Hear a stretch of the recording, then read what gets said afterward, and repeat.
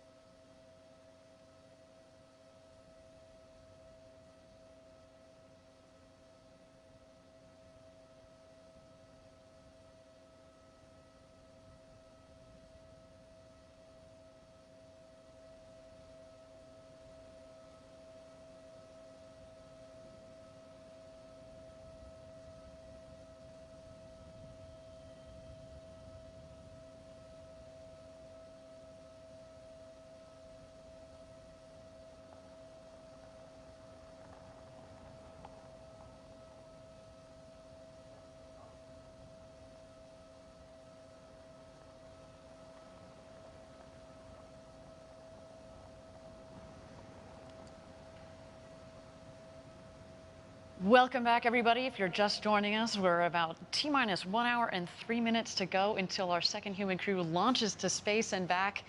In just a few minutes, we are going to bring you the special coin ceremony that we noted earlier. But before we do that, why don't we talk about the road to space? Today is all about New Shepard, but down in Florida, we're hard at work building our orbital rocket, New Glenn. This is the rocket that will pave the road to space. We took the first huge step with first human flight on New Shepard, and New Glenn is going to be the next huge step for Blue Origin. You have to put the infrastructure in place to give us a road to space where we could actually maintain a permanent presence in space. And New Glenn is the key to all of that. The scale from New Shepard to New Glenn is humongous. New Shepard is the single stage that gets you into suborbital. This takes you to orbital space. We are building a rocket and a launch site that can put more payload into space than anybody else. We're going to be launching, Blue Origin developed payloads, lunar landers, and human space flight. The scale of what's coming with New Glenn is just unbelievable. This is a huge vehicle. This thing's massive, and it's modern. It's reusable. It's new hardware that's going to be changing the game, and it's going to be the next generation of launch vehicle. We're in the space coast of Florida, where all the action is, where the history of human space flight started. It's been amazing to watch this launch site grow up. First started here, it was a couple equipment pieces here and there, but now it's flourishing. It's super exciting. It's a huge job to bring a rocket like the New Glenn together. It only happens with diligent teamwork. It's a lot of dedication from a lot of teams across Blue. We have engineers, we have electricians, we have technicians. It takes a lot of teamwork, dedication, just passion for this mission. It's not about us having a day in, day out job. It's about having a vision that's way bigger than all of us. Building a road to space to me means paving the way for having that infrastructure to make space more accessible. To provide access to space for everyone. Build a road to space means we're working on a legacy that will last 100 years and longer. I'm Jerry Gleckel. I'm Emery Coles. Justin White. Sandy Lee. Dave Powell. Allison Crone. Kelsey Cromer. Meg Dalton Hoffman. I'm Jennifer Oldham, and I'm building a road to space. I'm building the road to space. I'm building a road to space. I'm building a road to space. I'm building a road to space. I mean, wow. The progress down at our Cape facility is truly amazing. I'm always shocked at the incremental, just huge leaps forward. I remember the first time I went down to the Cape, the factory had just opened and it was essentially just a large empty building. And at this point, we have over 1 million square feet of manufacturing space, a brand new launch complex built from the ground up. I mean, it's truly mind-blowing. With hardware being built, and also, I mean, it's not just a building or two. It is a campus down there by now. It's really cool. That's right. And as you could tell in the video, the road to space is powered by people. If you'd like to be one of the people building that road, we're growing and hiring across all of our groups here at Blue Origin. Come work with some of the smartest people solving some of the toughest and most interesting challenges. Please visit our website for more details. And Ariane, it was great to see some of that progress on New Glenn. Of course, we're taking lessons learned from New Shepard, applying them to New Glenn. And New Glenn is powered actually by 7 of our BE4 engines, that Blue Engine 4. And here's Blue Origin's BE4 Propulsion Test Engineering Manager, Sophia Porter, to talk all about propulsion. This is Launch Site 1, and specifically the test stand behind me is Zeke's, the Extreme Engine Experiment, which is the home of the BE4 rocket engine. BE4 is a reusable orbital class rocket engine. So we've really focused all of the design and development of BE4 around reusability down to the smallest details. And here at Zeke's, we learn every day in development about the engine. We test it out to make sure that this engine is capable of delivering payloads to the precise orbits that our customers require. We have 2 test cells that are equally capable here at Zeke's. And once those engines are installed, we perform all of our checkouts, we install our ground-based sensors, we run a series of tests, and then we ship the engines off to their next destination. The individuals who are the life and breath of our site, our engineers, our technicians, our safety and quality and administrative staff, they come out here to make rocket test operations and launch operations a reality.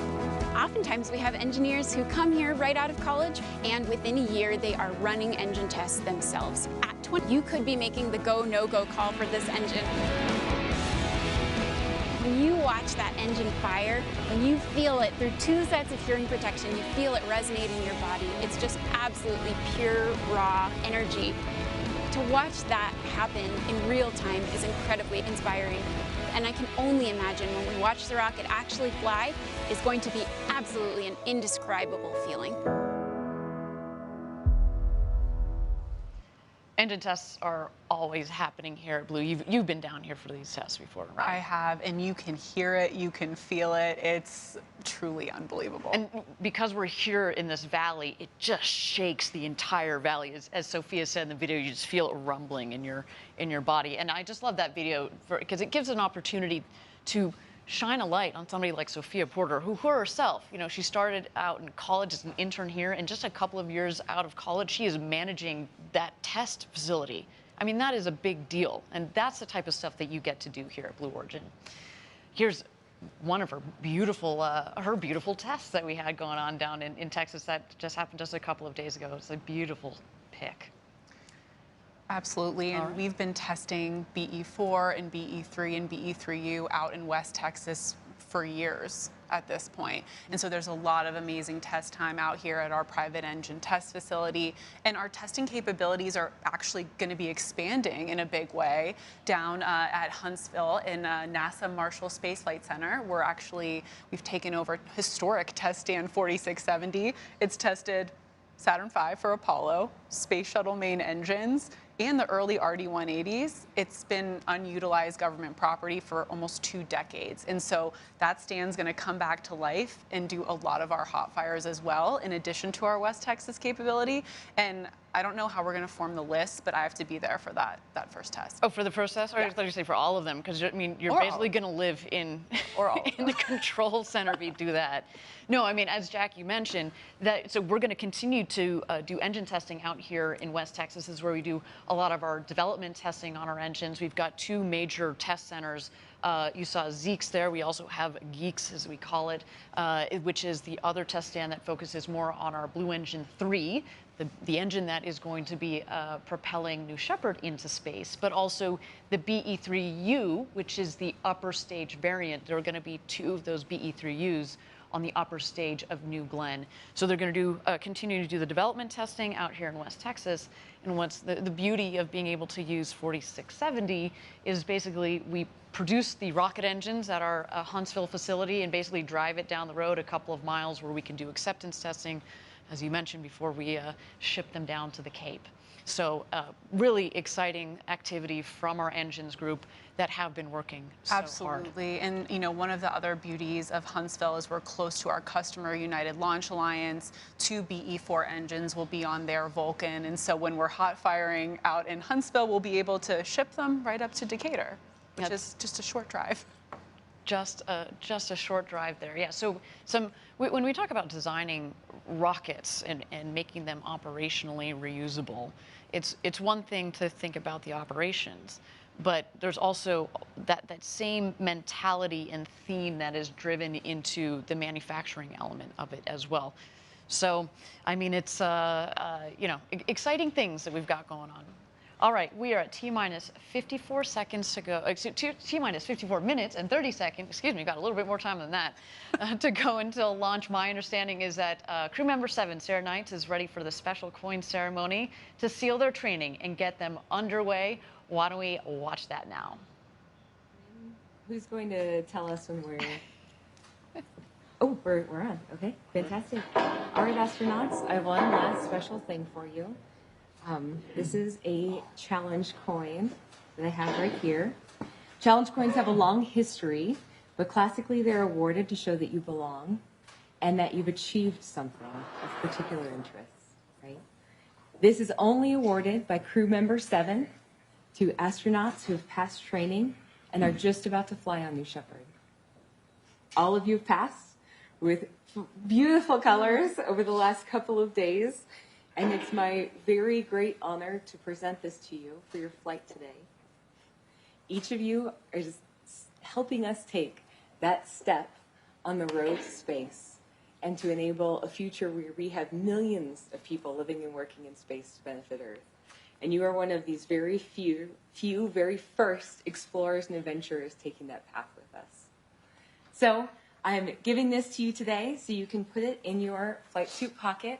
Take it with you on your historic journey as you go up. And with this, you are go for launch on New Shepard. All right? Congratulations, Chris. Thank you. Wow. Congratulations, Glenn. Thank you. Congratulations, Audrey. Can you read that, Glenn? Congratulations, Bill. Thank you. Maybe if you can hold it in the room. All right. Heads we go, tails we go. That's beautiful. You'll be known in history for taking a pioneering first step. Well, that was really special to super watch. touching. And incidentally, once that crew flies past the Kármán line, that internationally recognized line of space, they'll be recognized by the world as astronauts and will soon be receiving another special recognition item, their astronaut wings. So also flying to space with each one of those astronauts, in addition to the coin they're going to put in their flight suit, is a postcard from Blue Origin's Club for the Future. Each astronaut made their own postcard during training. Yeah, and you can see them here. That art is pretty impressive. I definitely couldn't do that good of a job. My artistry peaked at about age 7. So Stick figures are about my ability. There's also thousands of additional postcards flying in the capsule with our crew today. To date, we've flown and returned over 137,000 postcards to all of you out there who've participated. Keep sending them. We'll keep flying them. So while we're talking about Club, we wanted to give you an update on a few of the 19 nonprofits who received a $1 million grant from Club for the Future. In aggregate, these organizations are collectively impacting tens of millions of students each year. And it's not just sparking their imaginations, but it's materially impacting their education and ultimately their passions. And this is done through immersive curriculum, access to experts, and opportunities to fly payloads, like on New Shepard, and much more. Why don't we take a look at the latest from several Club for the Future partners?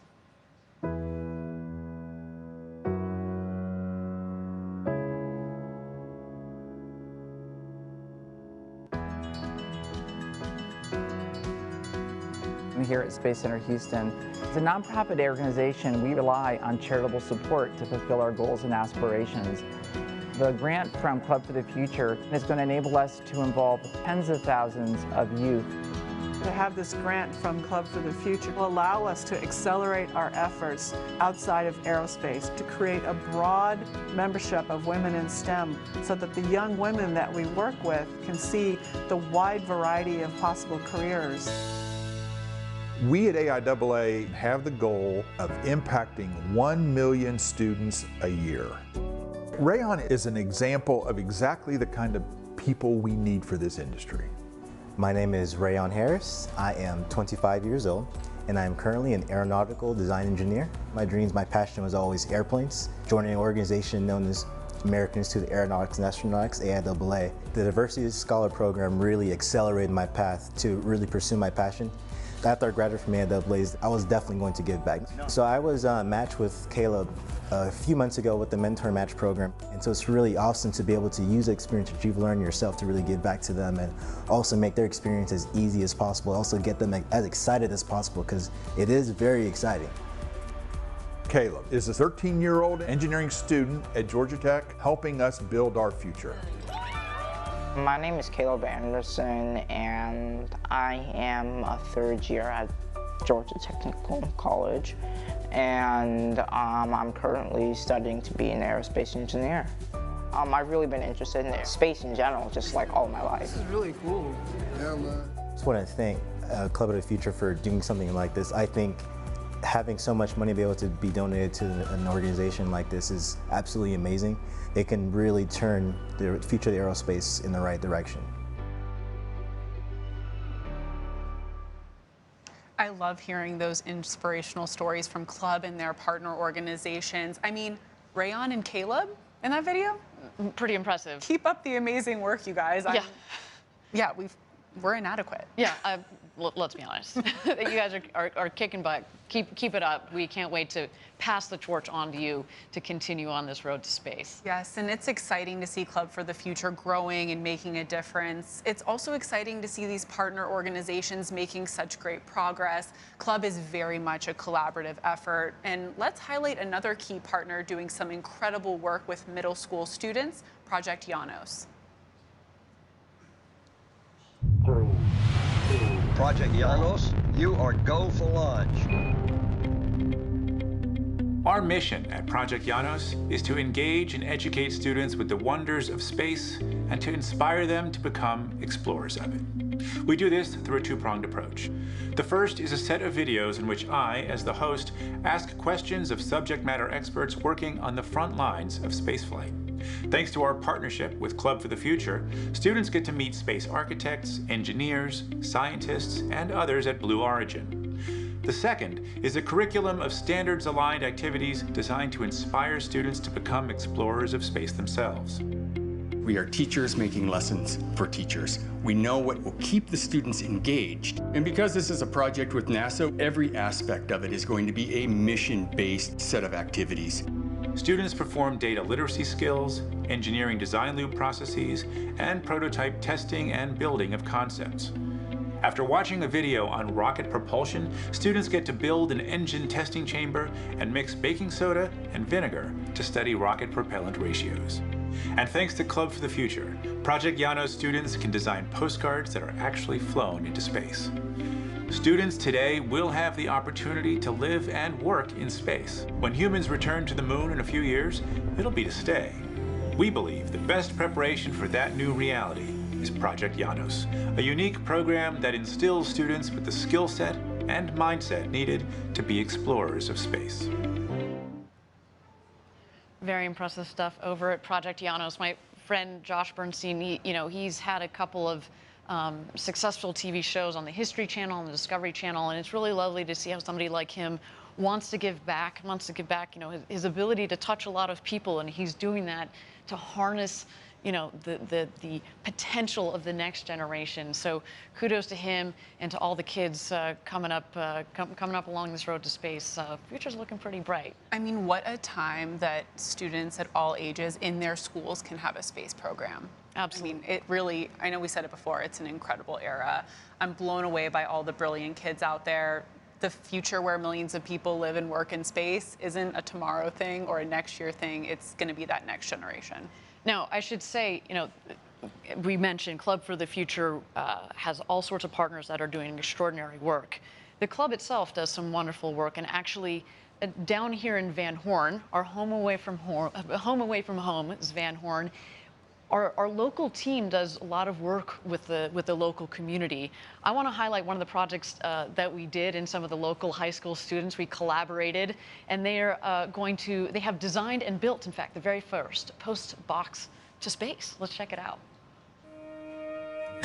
The Postbox to Space is the world's very first mailbox that will take letters from the Earth, send them to space, and then return them to the senders.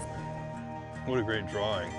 This has been really an unprecedented collaboration between Club for the Future, Van Horn High School, and Blue Origin.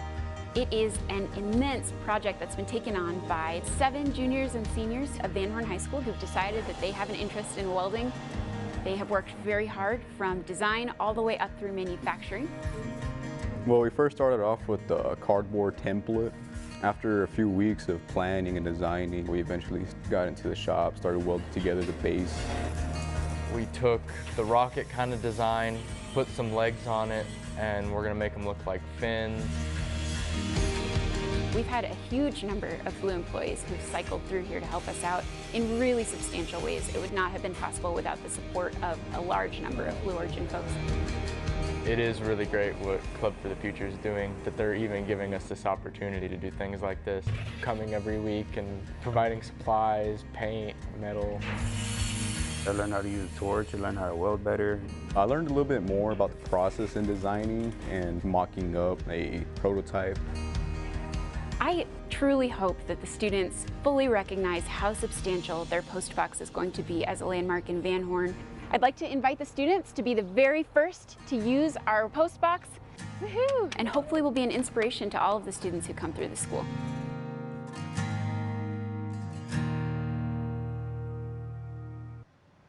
So great to see, again, the hard work that our team down here in West Texas does, not only on testing rocket engines and launching rockets, but also giving back to the community. As I said, the relationship that we have is wonderful. It is home away from home. It feels really nice. The people here are always very welcoming. You know, they see us walking around in our Blue Origin gear, give us high fives. It's a wonderful place to be.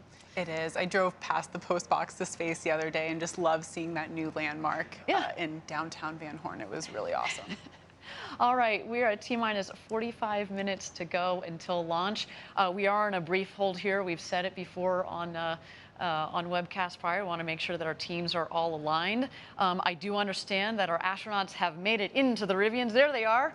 And look who their chauffeur is. None other than Jeff Bezos, also in his flight suit. Jackie, this makes me a little bit concerned. You had a hypothesis that Jeff might just stay on the rocket. That's not the plan for today, just to be very clear. He's ready, though, if that opportunity arises. And he's, you know, again, from having flown just a couple of months ago on our first human flight, of course, with his brother Mark, with Wally Funk, national treasure, Wally Funk, as well as our first astronaut customer, Oliver Damon. You know, he's got some important knowledge to impart upon our next crew here. Look, they're having a good conversation in there. Absolutely, and you know, we'll have to ask the crew how many stars they would give Jeff for his driving performance. What is his rating? You know, we'll have to check in on that after. Well, look, I mean, if it starts with the wheels there, I mean, the Rivian it's a nice ride. Talk about rocket ships. Have you been in one yet? Did you get a chance? I haven't. I've driven past them, but I have not had the opportunity to be inside. It is no blue cocktails for me, no being inside the Rivian. We're going to work on these things, Jackie. We're going to work on these things. But no, I mean, it really is. The first time I got in one, the gentleman who was driving was like, "You might want to put your head back against the seat." And I was like, "What are you talking about? It's fine." He goes, "No, I'm serious." And he accelerates, and we're like, "Oh, we are out of here." It is so much fun, those cars. So yeah, some pretty sweet rides. Rub it in more. Sorry, Jackie. Again, we're working on it. All right, we are continuing to be in a hold here. We've said it before. You know, we spent years designing and building these rockets, months designing these missions, and if we need a couple of minutes there, that is, to get the teams aligned, then we're going to take them. So with that, why don't we take a look at New Shepard out on the pad as she awaits her astronauts in their Rivian chariots to bring them out to the pad.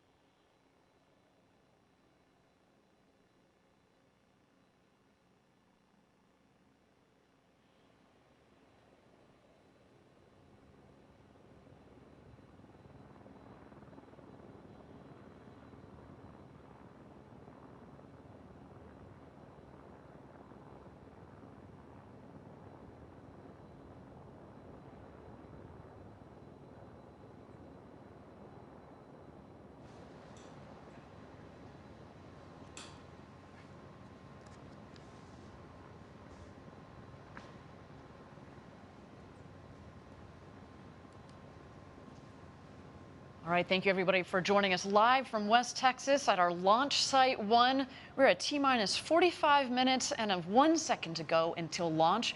We are in a brief hold here. Of course, we want to make sure that our teams are all aligned, that the winds are in bounds. Of course, that has been the story of the last couple of days, are those gusty winds. But again, want to make sure that everything is all sorted for our launch. But while we have a minute here, I want to, we just saw the crew in the Rivian vehicles, and they've been down here the last couple of days. But, the launch to space, the training is part of the experience, but so is kind of the hospitality component at our astronaut village. So I want to show you a little bit more about our astronaut village here. We've got, so the astronaut village itself is just about 10 minutes away from the launch site itself. You can see nestled in the beautiful valley of West Texas. It's built around that fire pit, but each astronaut gets this pretty luxe airstream. It's kitted out on the inside very, very nicely.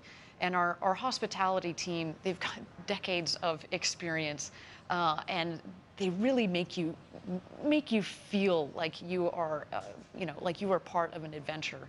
I can say I had the good opportunity of being able to experience this just a couple of months ago as I got to go through my training, and it really rounds it out. And when we built the astronaut village and the hospitality component of this, we wanted to build something that really felt part of this Texas environment. It's not something big and elaborate. It's something that is part of the environment. But of course, at the same time, we want you to feel comfortable. So we brought in a wonderful catering staff. There's nothing like going to space. So you're talking about champagne showers after the launch, but the food and beverage is very nice. There's nothing like a glass of champagne around the campfire. Absolutely, and as you can see, everything is very designed so that the crew can get to know each other and relax and have that comfort as they prepare for their flight to space.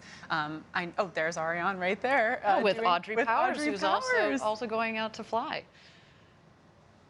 The bonding, I think that's a really important point that you bring up, Jackie, is the bonding component. I was chatting with Chris Bosshausen, who actually is a good friend of mine, and he was saying one of the things that he's really loved so far about this experience is he really feels so close now, and they haven't even gone to space yet, but so close to Audrey and to Glenn and to Bill through this experience. And again, we have thought about it in a holistic kind of way. So, to all of you that are out there watching, if you want to experience this, the flight to space, the hospitality, the bonding, it is really cool. We encourage you to go to blueorigin.com, click on the link there, fly to space, and let us know, and we'll reach out to you after the flight. Okay, we're at T-minus 45 minutes to go. We continue to be in a hold here while we've got some more time. Why don't we throw it back to the rocket?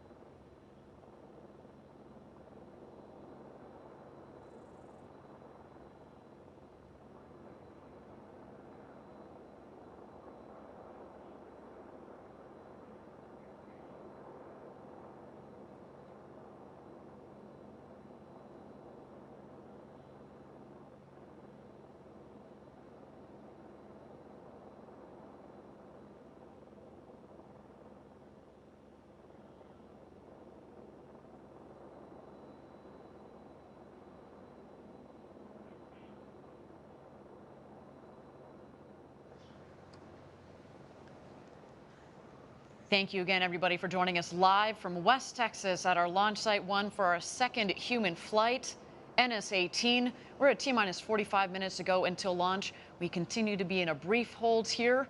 Well, if you got some time, let's continue to watch our beautiful New Shepard rocket as she awaits her astronauts.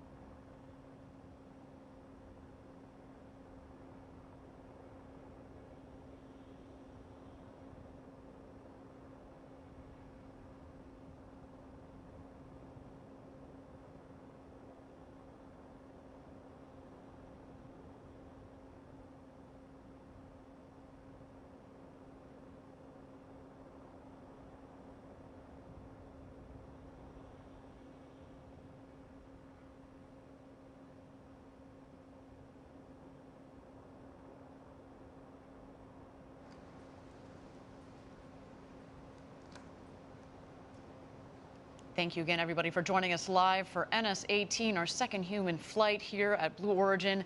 Our team is working on the vehicle readiness. We've got a couple of items that we're ticking off here. This is normal in rocket launch land, so why don't we continue to check out New Shepard as she readies for her flight to space and back today.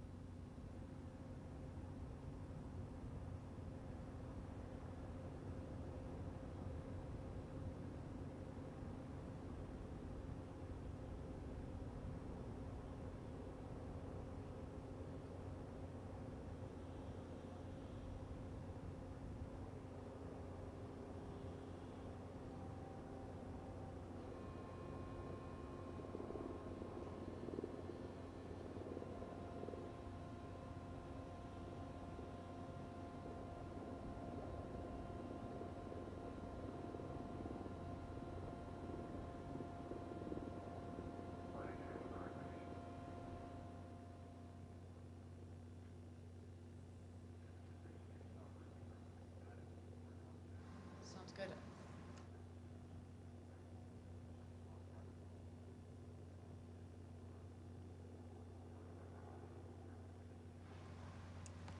All right, everybody, welcome back. We are T-minus 45 minutes to go until launch. We are continuing to be in a hold here as we make sure that our rocket is ready to go to space. Otherwise, everything else looking good. We are going to continue to watch New Shepard on the pad as she readies to go to space and back today.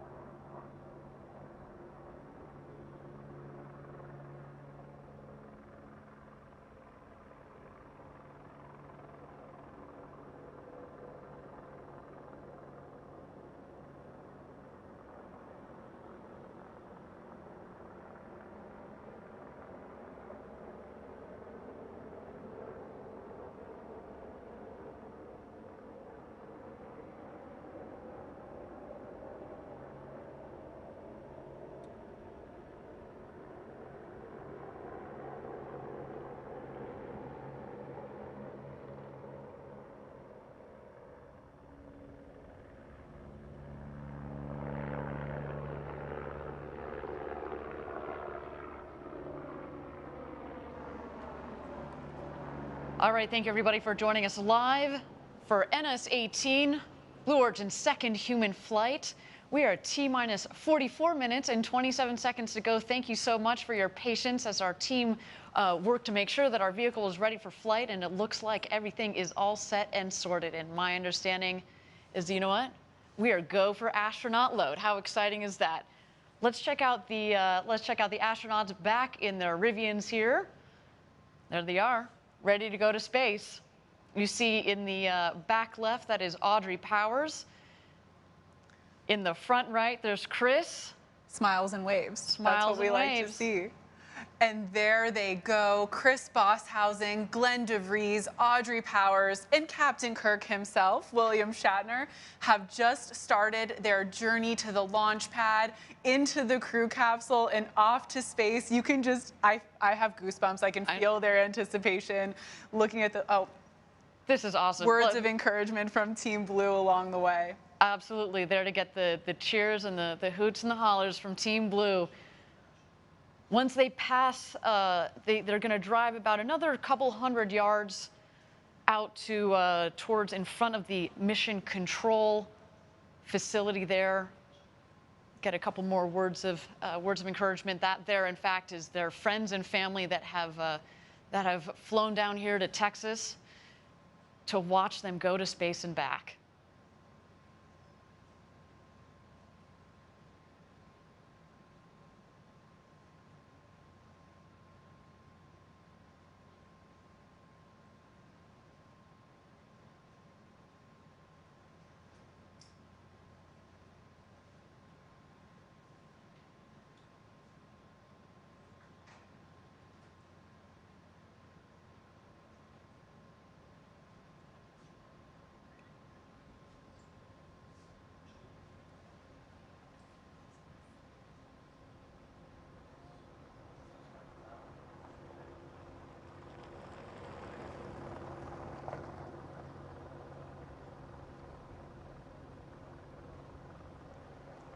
And here they come. They are approaching our Mission Control Center.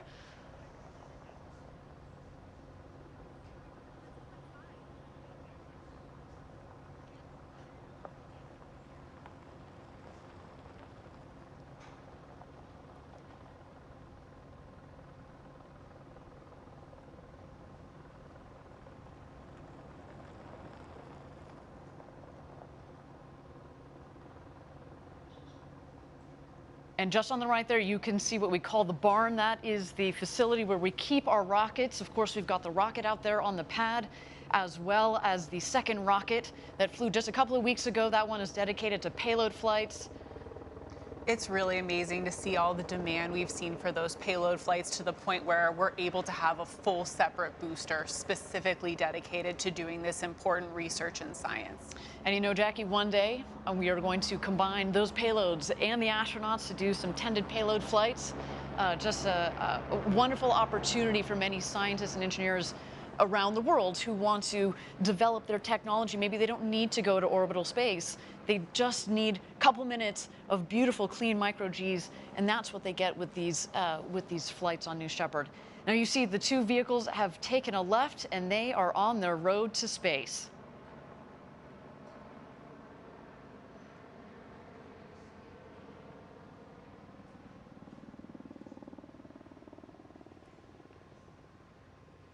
Jackie, I can tell you from having done the astronaut training just a couple of months ago, so I got to do everything minus get inside of a rocket that was up on the launch tower. But we did all of this because we had to coordinate it, of course.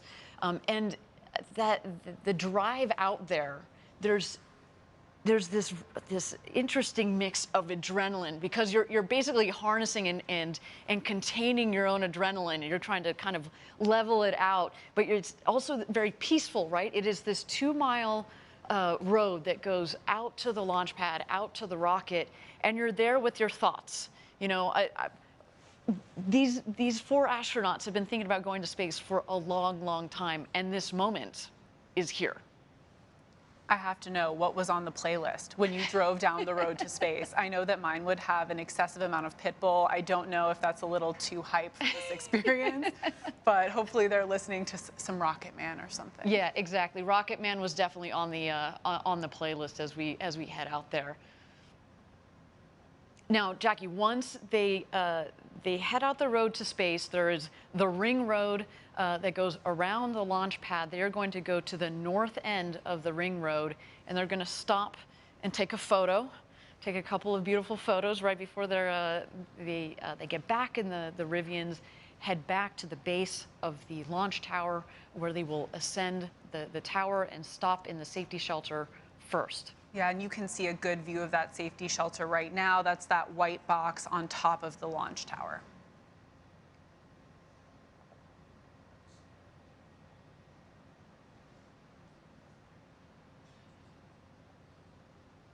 You can tell that pensive look. They're all taking in the moment, as they should. I can only imagine being in that. I see all smiles from astronaut Powers, so that's very exciting.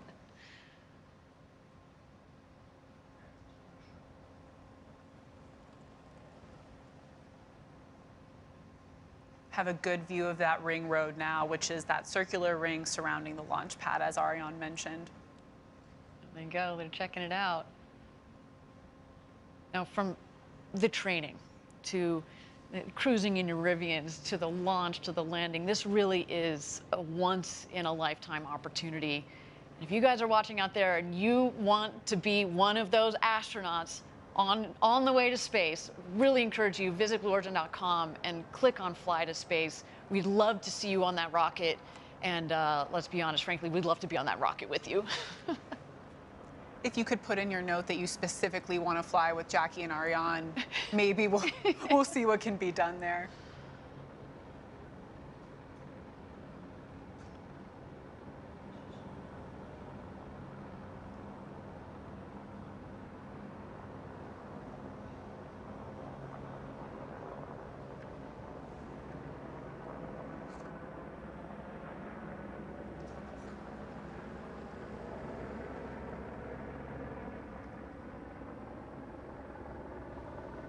The astronauts are getting out of their Rivian, getting those smiles ready for that ring road crew photo.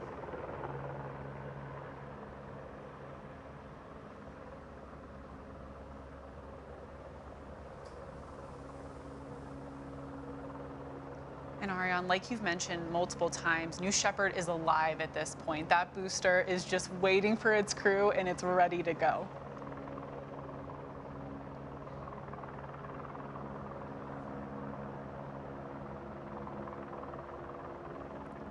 On the right of this shot, you do see Sarah Knights, our crew member 7. She's going to accompany the crew up to the tower and make sure they're situated in the capsule in just a little bit here.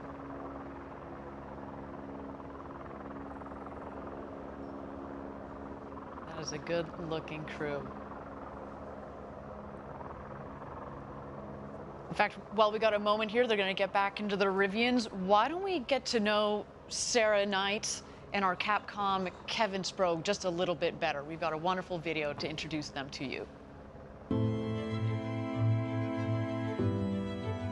The entire vision of Blue Origin is we want to democratize space. T-minus 10. You don't need to be a NASA astronaut. You don't need to be a trained engineer. 5, we want artists 4, and poets and teachers and scientists to be able to go to space. 1.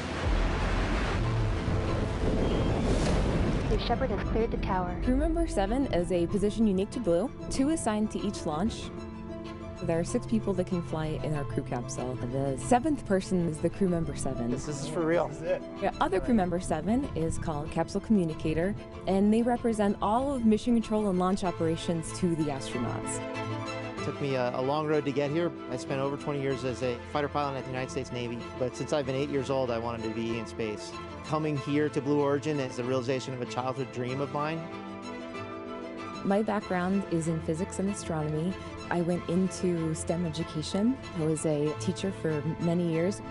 And when the position opened up at Blue, I knew that was me. The fact that I'm crew member 7 and the visible point of our entire team It's such an honor. The ascent descent position is crew member 7 is part teacher, part trainer, and part guide. They're embedded with the astronauts. They're truly a member of the crew. They're going to live with you at the astronaut village. They're going to conduct all of your astronaut training.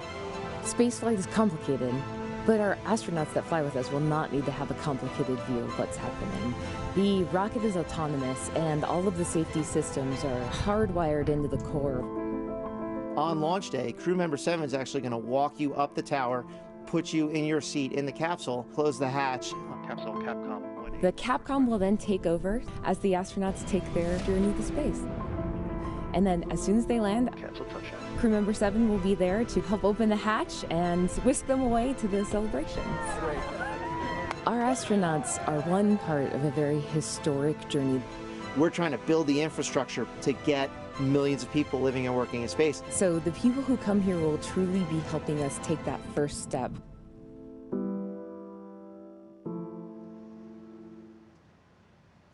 They are in wonderful hands with Kevin and Sarah. You can say that again. I mean, you know, with Kevin's military background, that discipline, the rigor. You've got Sarah with her academic background. She's an incredible teacher. The two of them work together well, they're very different styles, but they work together so well. I can't imagine a better team to be guiding our astronauts through this entire experience. Thank you again, everybody, for joining us live. If you've just joined us, we're at T-minus 33 minutes to go until launch, our second human flight. Our astronauts are ascending the tower here, as you can see. We've got the great William Shatner. We have our Blue Origin's very own Audrey Powers, as well as our two customers, Glenn DeVries and Chris Bosshausen, who are ascending the tower as well, and they are being greeted and hosted up the tower by our founder Jeff Bezos. So an incredible morning for all of them, as well as for us at Blue. Cannot wait. It's the same energy that we felt down here just a couple of months ago when we had our first human flight. And let me tell you, this doesn't get old. When you put people on board a rocket, this doesn't get old. And I can tell you, you know, I'm very close with Audrey Powers, of course, as a close friend and colleague. I've known Chris for over a decade.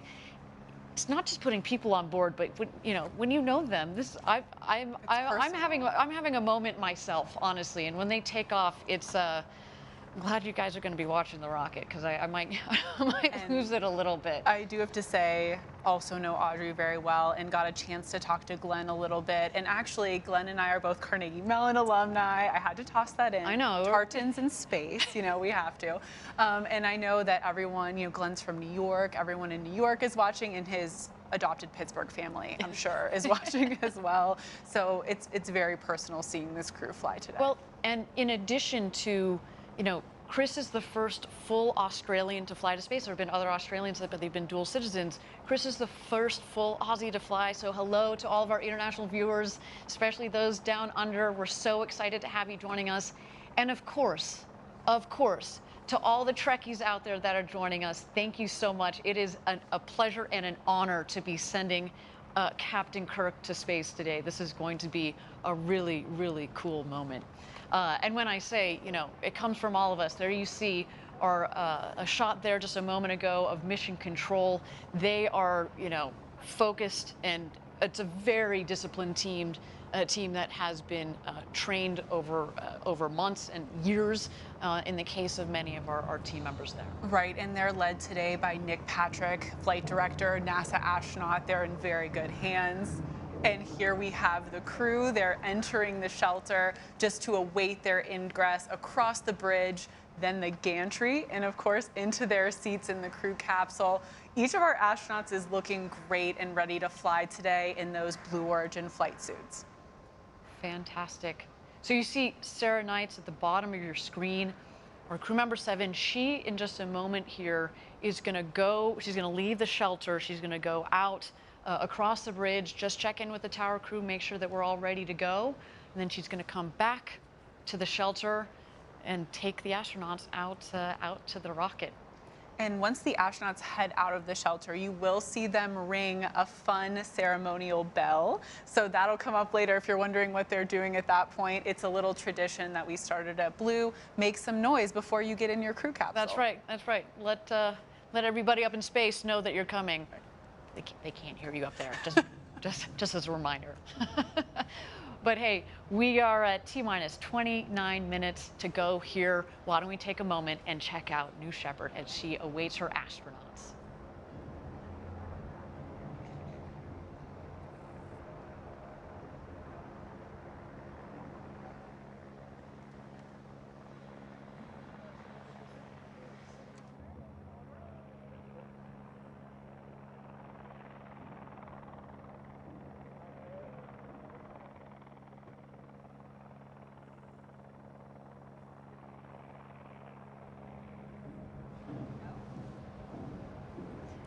And here they go. There's Glenn DeVries, Chris Bosshausen, William Shatner, and Audrey Powers. And today's special crew member 8, Jeff Bezos, and crew member 7, Sarah Knights.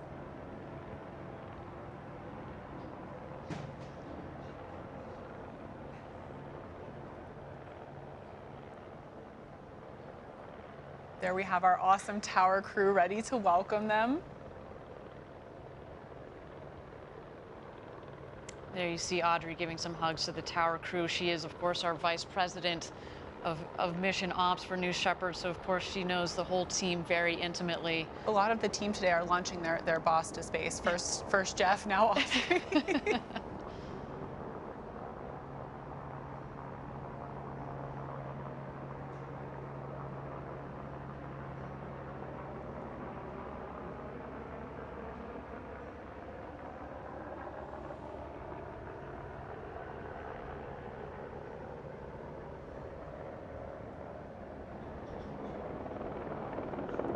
And there goes Glenn.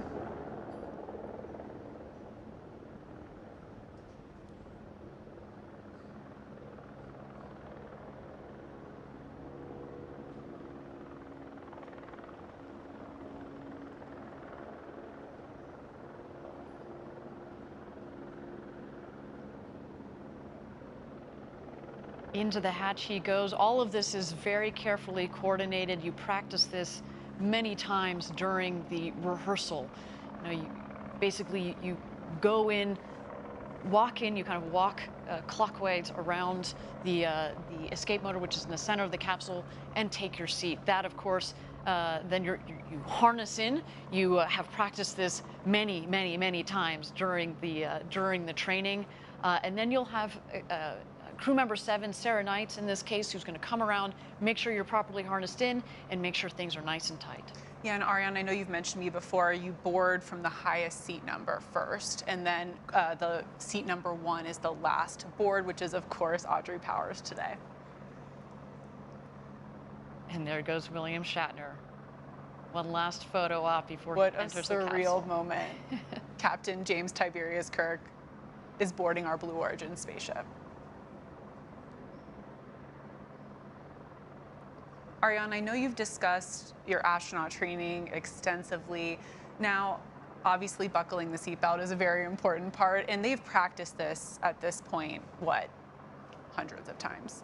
I don't know about hundreds, but certainly dozens and dozens of times. You can do this, as I've said before, upside down, inside out, upward, backwards and forwards. And by the way, it's important that you can do so. This is probably the easiest moment. A little bit more complex is, of course, when you're getting back in your seat after you've been up there at 0G to get the harness, to get into the harness, and then, of course, buckle it properly. But again, under the guide of Sarah Knights, they know how to do this. I was actually asking them earlier, you know, who is the fastest at it, and they said, of course, Audrey Powers was, because she's done this even more than they have, so she had kind of a leg up on them. There's Chris Bosshausen in the window on the left, and there goes Sarah Knights, our crew member 7, into the capsule to do last-minute harness and safety checks on the astronaut. There is Audrey on the left.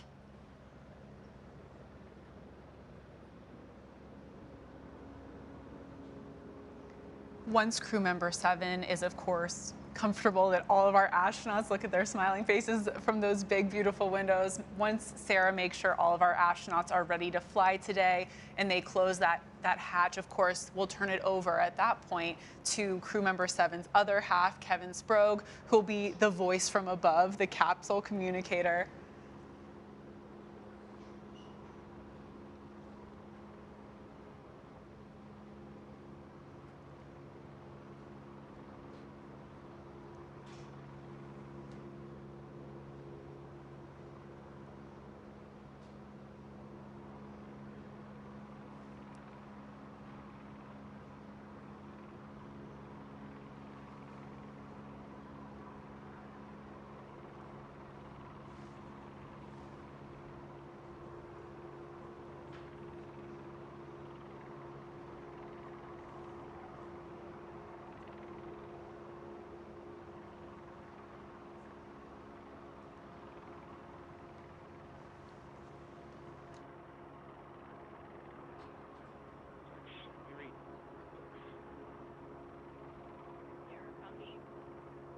Blue Control has first step, loud and clear.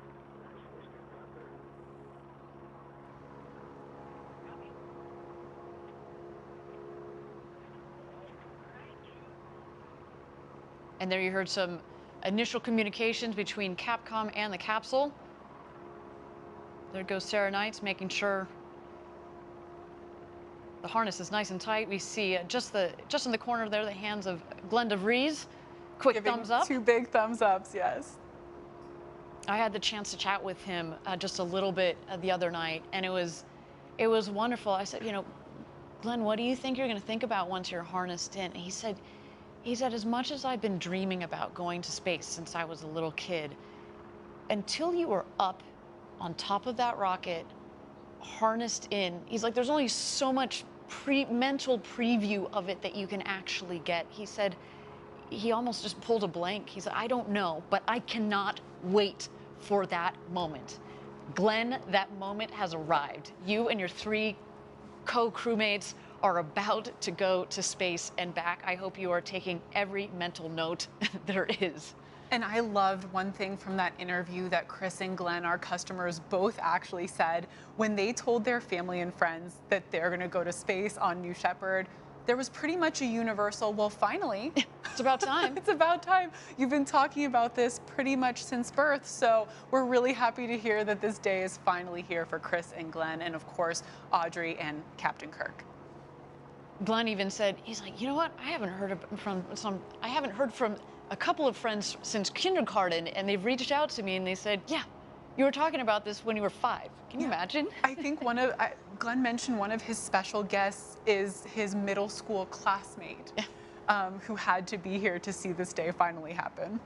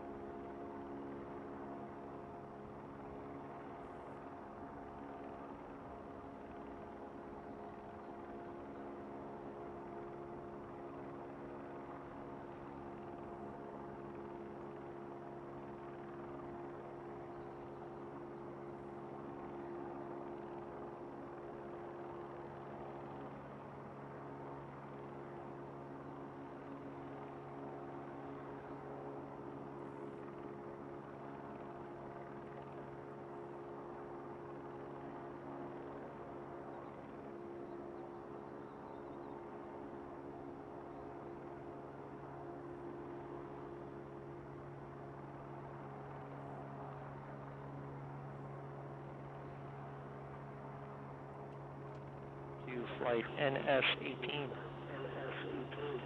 Looking for a comm check. Astronaut Powers, how do you read?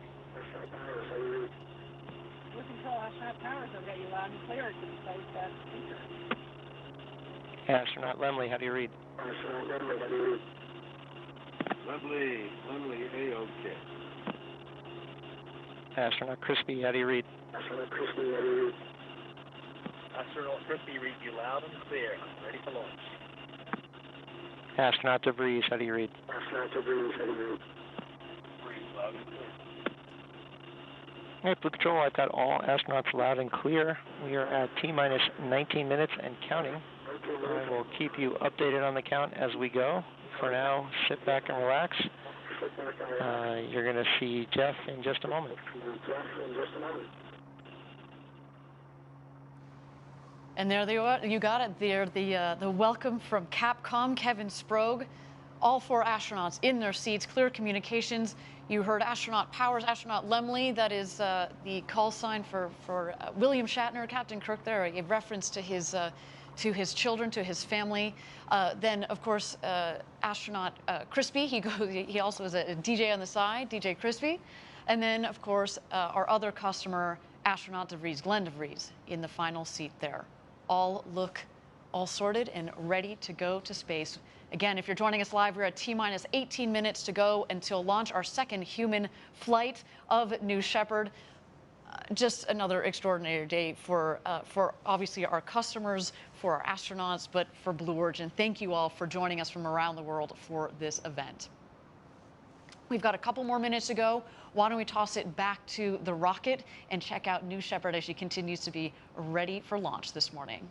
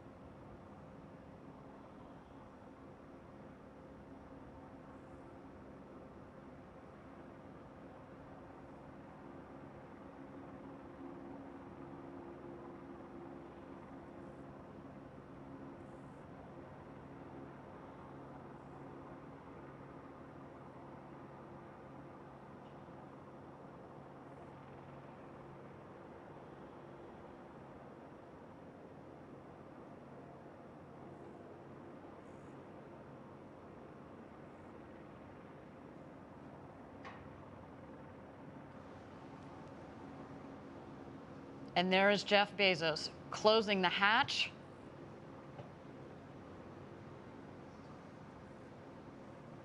Jeff, of course, now an experienced space traveler himself. I'm sure he imparted some wise words for our astronauts. Of course, he and his co-astronauts on his first flight had a ball up in space, and maybe he gave them a couple of tips on how to toss the Skittles just right. It's all in the wrist. It's all in the wrist.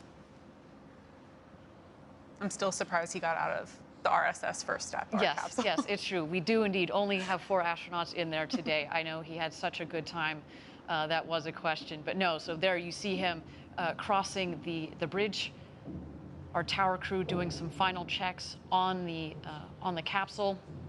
The capsule hatch actually has a redundant system in it, so it is closed. They're going to do a pressure test, make sure the seals are all working correctly.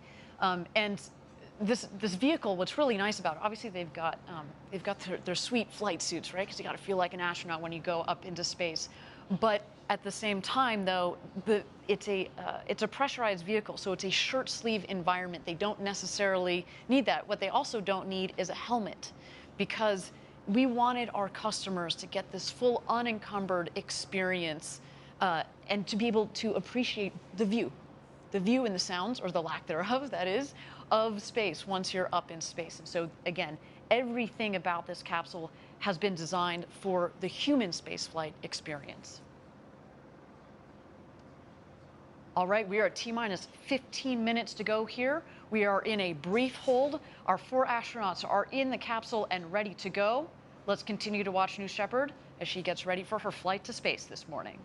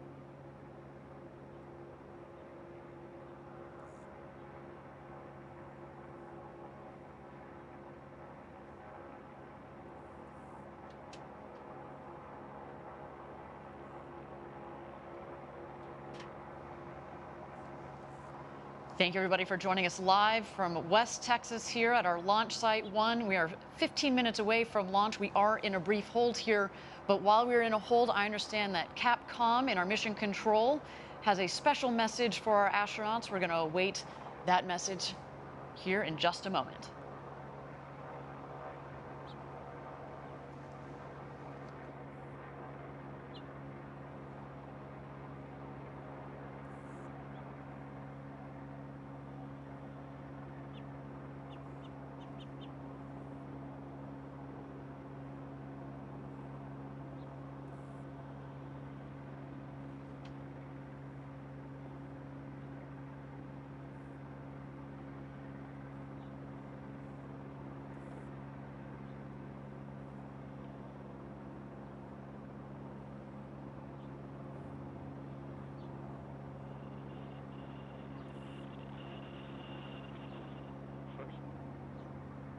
I've got a surprise for you today.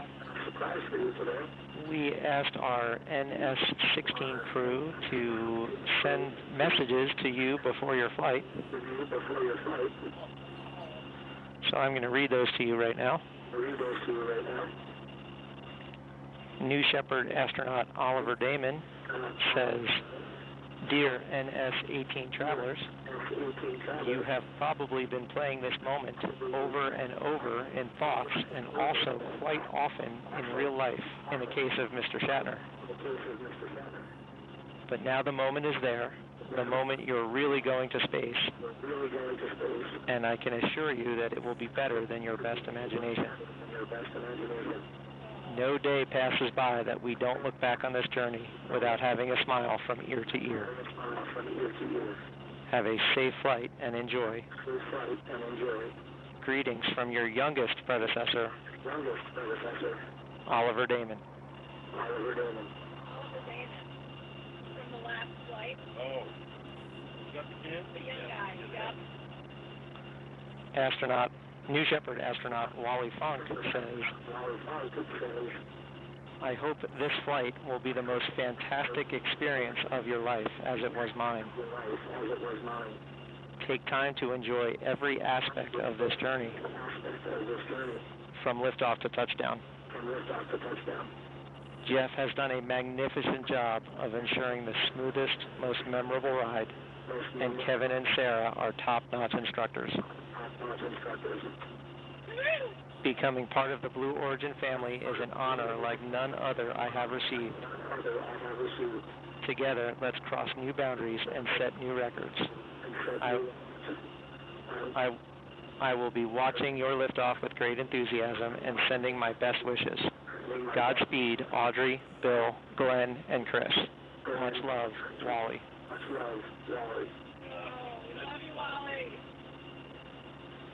New Shepard astronaut Demo, whose real name is Mark Bezos, has this to say.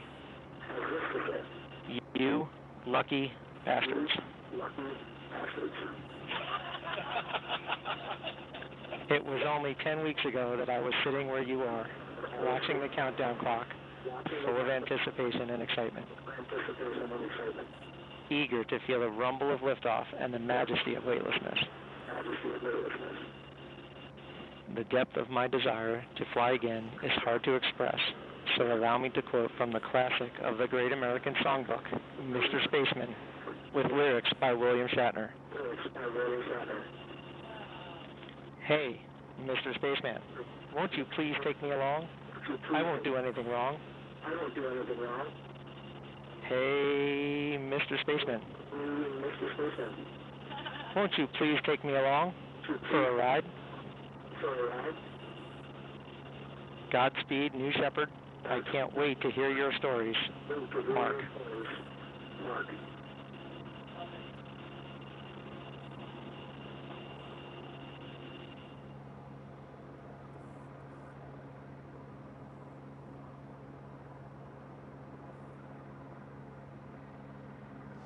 What an absolutely special moment from today's second human flight crew, hearing from our first human flight crew, those words of encouragement from Oliver, Wally, and Mark Bezos, the crew before, this amazing community of Blue Origin astronauts. And I loved that part in one of the notes where they said, look, when you go on one of these flights, you become part of the Blue Origin team and really the Blue Origin family.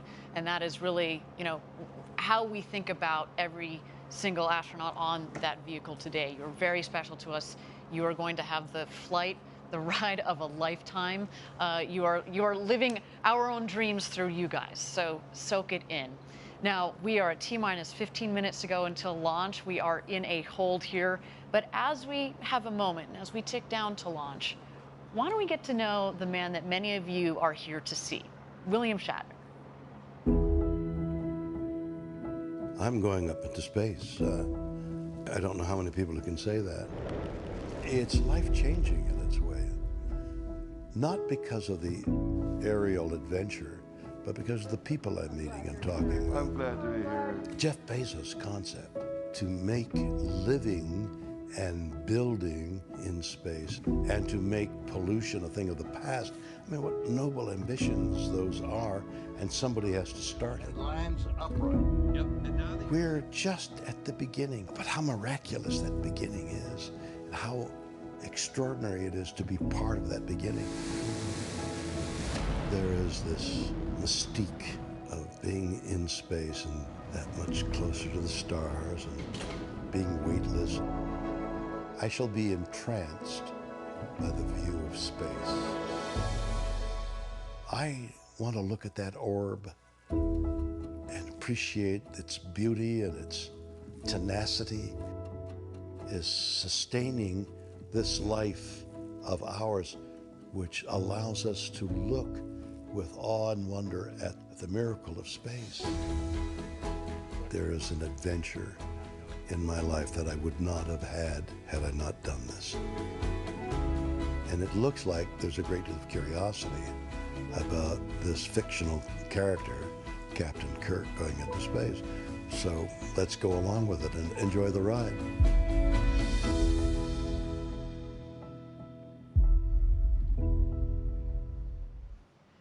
It turns out William Shatner is everything you'd hope for and more. We are just so honored to be able to have the opportunity to send this man to space at the age of 90, no less. Remarkable. He will become the oldest person to have ever flown in space. And I know, Jackie, somewhere out there, Leonard Nimoy is smiling.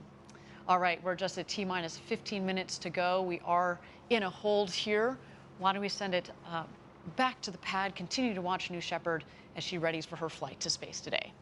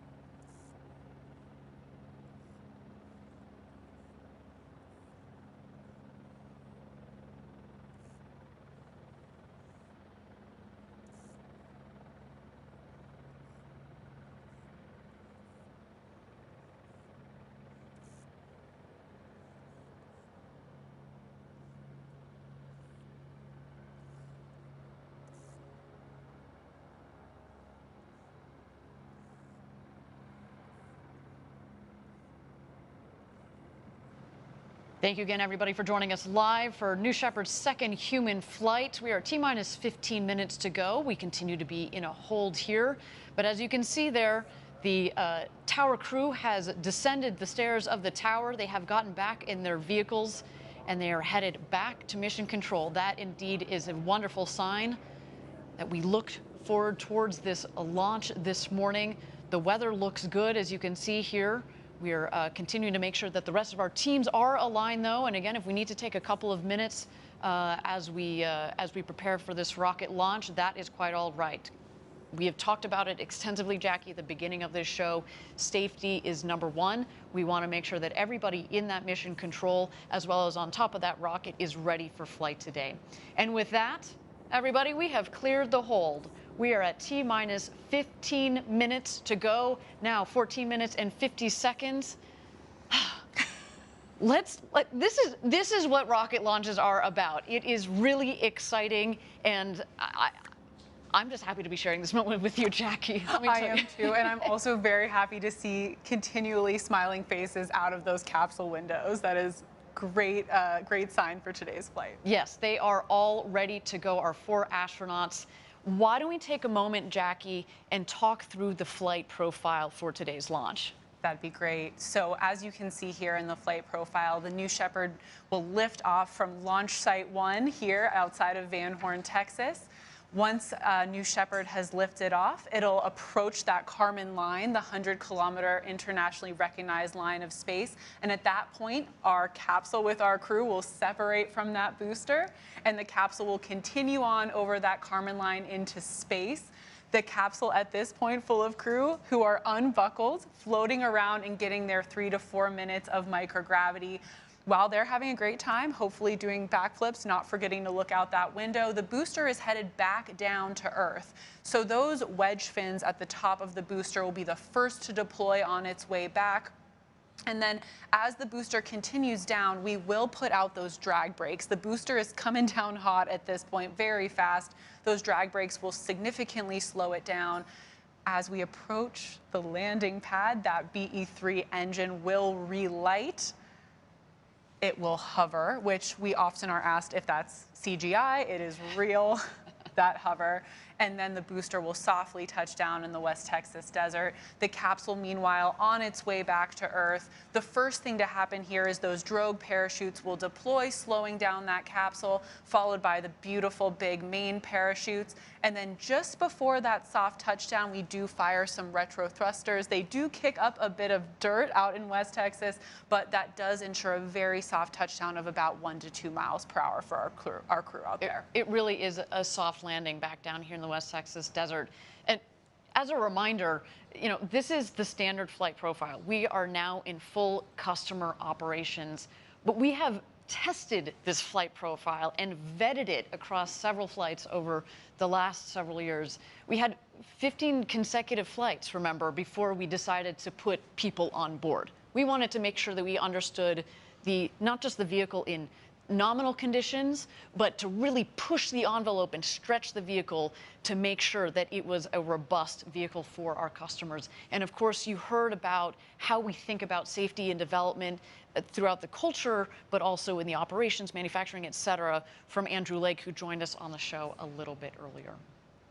All right, with that, we are at T-minus 11 minutes and 50 seconds to go until launch. Our 4 astronauts are in the capsule, harnessed in. We see Audrey Powers on the left. You can't quite see it, but going clockwise, we have William Shatner, then Chris Bosshausen, and Glenn DeVries in the capsule, all ready to go for launch as we tick down here. Let's take a moment, continue to gaze at our beautiful rocket as she prepares for flight this morning.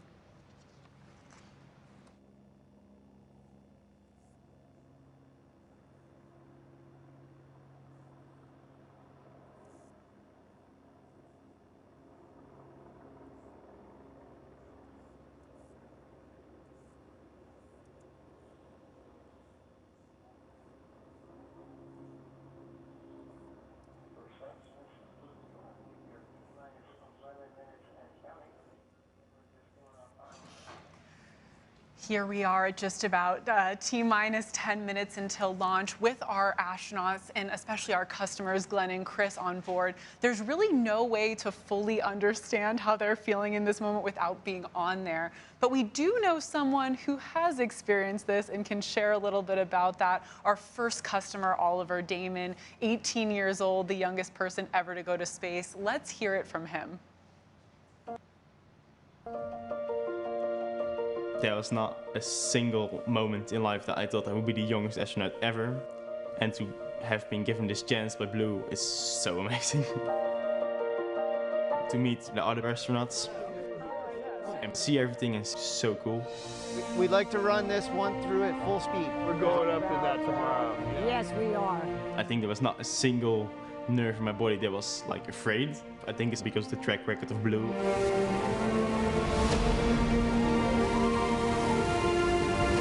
The launch and the power of the G's, like you're going up to the sky. And of course the weightlessness. Oh wow, pretty cool. What I've just been through, I've been dreaming about all my life. Let's hope that many, many more people can do this. Because this experience you should share with more and more people. It's so amazing.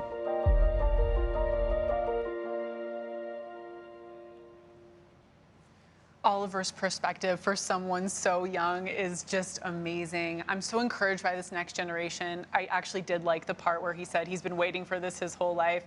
He's substantially younger than me, so I'm still a little bit jealous of Oliver. We're at T-minus 9 minutes until our second human launch, awaiting the go, no-go poll. Channel 1 and UHF for the go poll for terminal count and launch. Capsule. Go. Booster. Go. Ground. Go. Safety. Go. Capcom. Go. Engineering. Go. This is the flight director on Channel 1 and UHF voice. Booster commence the terminal count. Copy flight. I guess that's it, huh? We're going. As you heard it, we are go for launch. Go for second human flight. I am so excited for this crew. Now, earlier this week, I sat with them to discuss rockets and space and the future. Let's get to know our crew a little bit better. All right, guys, you're just a couple of days at this point from going to space. Anybody excited? Yes. A little bit. Something, just a little bit? You are. I'm excited for you guys. I'm Glenn and Chris in particular. You have bought these tickets to go to space. Why? Yeah, the ticket is for the view. The ticket is to really get that understanding of what it's like to see Earth from that perspective and feel like we're part of this tiny little planet and this little civilization that frankly has a lot of work to do to make Earth work better, to make it more sustainable. And I want to carry that feeling that we're going to get from that view back down with me and hopefully turn that into making the world a better place. And frankly, I think being able to do that is something that can not just be great for those of us who have the privilege of being able to do this now, but will fuel this industry that will allow us to have as many people as possible on the planet see that, and everybody benefit from the things that are going to come out of space and space technology. Yeah, I mean, this is, for me, for personally a lifelong dream, but I realized that, space is opening up for everyone. This is the beginning of a new era, right? The first 60 years of space exploration were the domain of governments. You had to be a space superpower to send highly trained astronauts into space. And, Glenn and I are just regular citizens flying up. It's amazing that this is happening. I think in about 60 years, we'll look back at this year and go, this is the year the doors finally open for the human race to go to space. Fantastic. And Audrey, we both have talked about going to space for such a long time. What do you want to do with this experience? Well, to inspire I others? can't wait to get back to everybody at Blue and have them pepper me with questions. The folks who have designed this vehicle and tested this vehicle and just haven't asked me everything they want to know about what it's like when you're up there. And my nieces are coming to watch this, and they're teenagers, young kids now, and they're just absolutely mesmerized by this kind of stuff. My friends' kids are all, their Girl Scout troops are calling, and so I can't wait to talk to all them. Fabulous. And Bill, we'll end with you. You have inspired so many for so many generations. For for the kids and the young people that are going to be watching this launch and who might want to be space explorers one day, do you have any words for them? Well, seriously, the truth of the matter is this whole Blue Origin thing is based on the idea of building industry above the Earth and taking that pollution out of this planet, out of the immediate planet, and putting it up there. That's got to be the future of the Earth, and the Earth is dependent on that and the youth. So the two work hand in hand, and so it's very important that the young people of today know that that up there is the future, and to work towards that for the improvement of the Earth. Fabulous. Well, thank you all for coming on this journey with us as Blue Origin, but thank you for inspiring others, and also as we go forward coming out of this, continuing this inspiration. So thanks, guys. Good luck. Godspeed. Wow, well, some great perspectives from a crew that's clearly more than ready to fly to space today. Well, we are just under T-minus 5 minutes until liftoff, so things are getting real. Things are getting really real, and what I really loved about that video is this crew gets it, right? Every single person on that rocket gets it, how important going to space is, of course, for the ability to have that incredible view and the incredible experience of being in zero-G, but also to inspire others and understanding what the road to space is about and why we're trying to ultimately have millions of people living and working in space to make life better back here on Earth. And a big thing they all talked about that is truly so special is, you know, everyone wants to know how those 3 minutes were in space, but they're excited about what comes after, you know, and I think that's just something really, really special about this crew. Their focus on, like you said, inspiring others after this flight, long after this flight is over. Exactly. All right, so again, T-minus 3 minutes and 50 seconds to go until launch. What's coming up shortly here? So at T-minus 2 minutes, we send the show over to New Shepard. She's a fully autonomous vehicle, which means that from T-minus 2 minutes through launch up to apogee and back down to landing, the rocket is in control of itself. Of course, we have an incredible team in our Mission Control Center that have their eyes glued on their screens to make sure that everything is going well and is within bounds. But we built the rocket to be autonomous for safety. Again, we think that while we've got some pretty smart people in that mission control, the rocket is in fact quicker and faster at controlling itself. So what we're going to see here shortly, the rocket is going to go through what we call the bit checks, the built-in tests. At the base of the rocket, you see 3 of the 4 fins down there. Those are the aft fins. Those are going to move back and forth. We want to make sure that they've got full freedom of movement.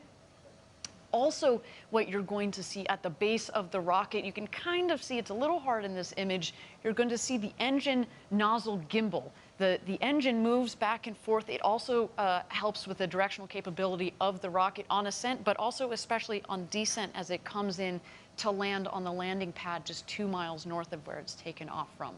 And then, of course, you've seen throughout the morning the rocket venting. It's full of propellant at this point, but we want to make sure that we keep the propellant tanks within bounds, of course, of pressure and temperature. This morning, a little bit easier to do that versus our last flight, which was in the middle of July. It was warmer. It's actually a nice balmy morning here down in West Texas. But again, we've got our team who have their eyes on their computer screens, making sure that everything is within bounds. And there goes the gantry retracting at T-minus 2 minutes. Let's listen in.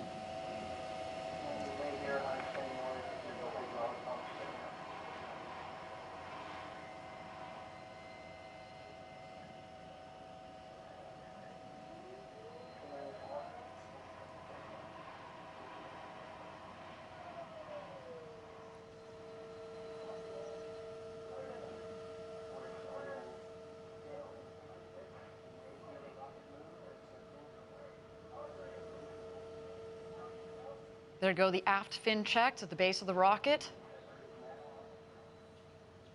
Our astronauts can feel that. They are sitting at the top of a 60-foot rocket, about 20 meters tall.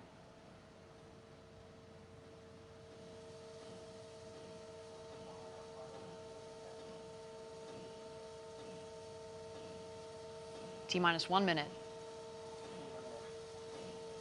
And there you can just see slightly there the gimbaling engine at the base of the rocket.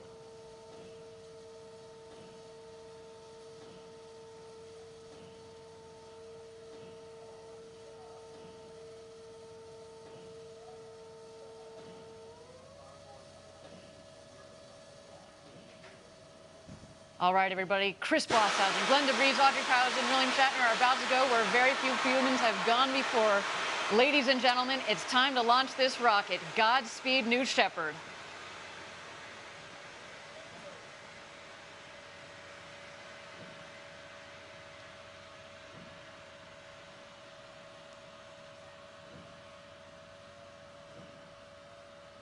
Minus 10, 9, 8, 7, 6, 5, 4.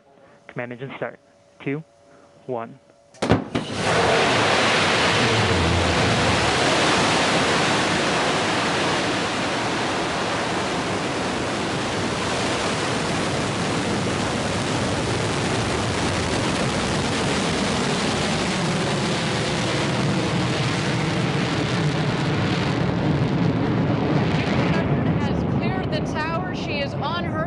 With the second human spaceflight crew. What a launch. We are on our way to Max Q, the first milestone here on its flight to space.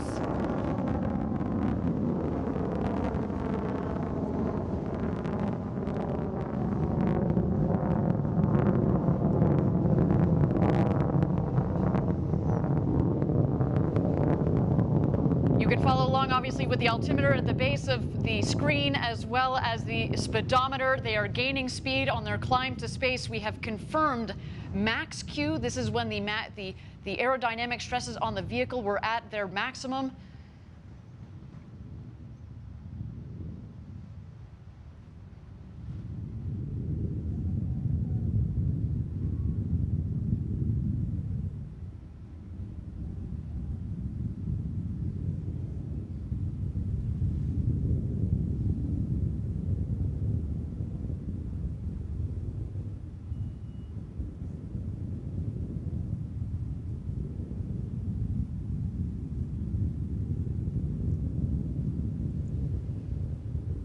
Thank you again, everybody, for joining us live for New Shepard's second human flight with Audrey Powers, William Shatner, our customers Glenn DeVries and Chris Bosshausen on board. They are well on their way to space.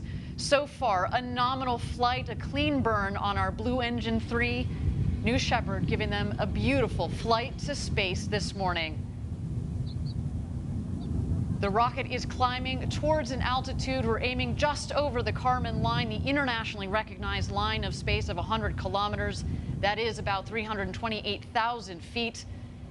And a gorgeous view down the rocket. And now we've had main engine cut off. The BE-3 engine has shut off. And in just a moment, we're going to separate the capsule from the booster. And at that point, our astronauts will have the opportunity to get out of their harnesses and enjoy the beauties of zero G. Let's wait to listen.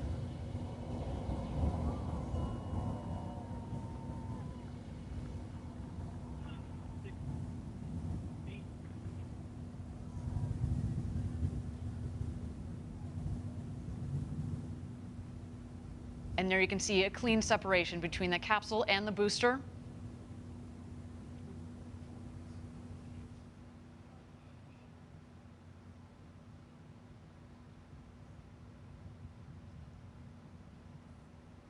And there you can see the capsule from the top of the booster. They are continuing their ascent over the Kármán line. You'll know when they hit apogee, when the speed hits 0. And there they are, over 328,000 feet, over 100 kilometers. Welcome to space. The newest astronauts on board our crew capsule.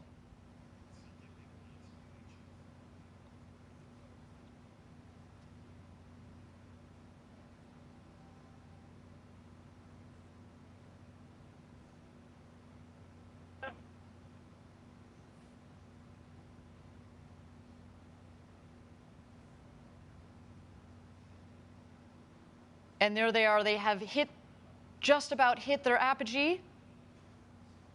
at about 351,000 feet. And while we don't have apogee, I can just imagine Jackie, they are having the time of their lives.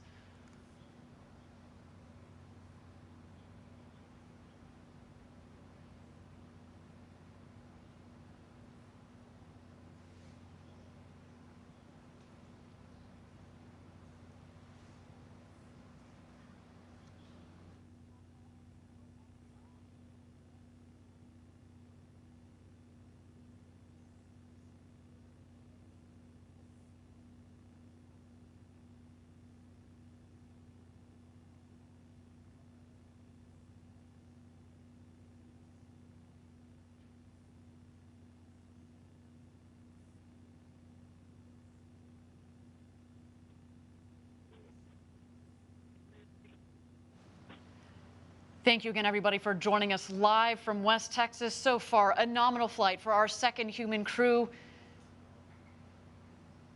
So exciting, Jackie, to have sent Captain Kirk himself, William Shatner, to space. I cannot wait to hear his commentary upon return, as well as our two customers, Chris Bosshausen from Australia, to all the fans tuning in from down under. A big shout out to you guys, as well as Glenn DeVries and our very own Audrey Powers. They are coming back home. The booster, of course, is going to beat the capsule back home. It is more aerodynamically shaped, of course, at the base of the capsule. It's kind of a blunt end, so it's less aerodynamic. What we're going to see coming up shortly is at the top of the rocket, we have the ring fin. There's some what we call the pie fins that extend from the ring fin, as well as the drag brakes. The pie fins, the wedge fins, help stabilize the vehicle, kind of like the feathers at the back of an arrow. And then you will also see the drag brakes. And as you mentioned, Jackie, it cuts the velocity dramatically. There you can see the wedge fins are out.